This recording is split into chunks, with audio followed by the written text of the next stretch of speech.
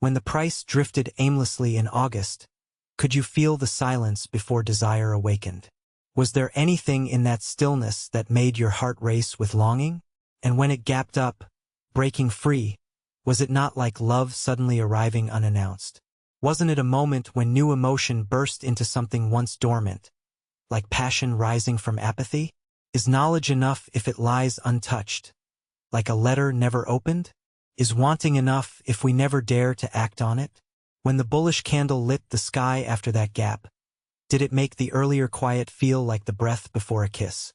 Did those small bullish signs whisper to you, even when they were barely visible?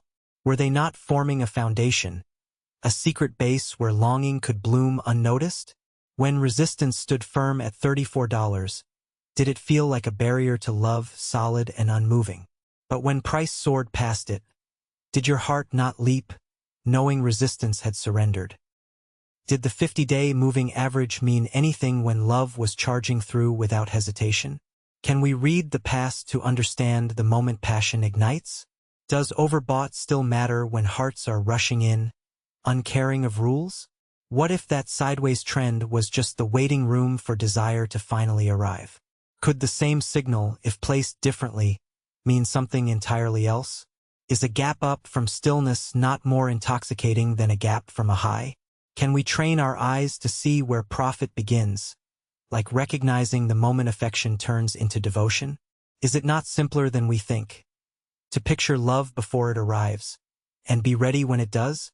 When a doji appears, pausing in stillness, do you sense it's about to be followed by something irreversible?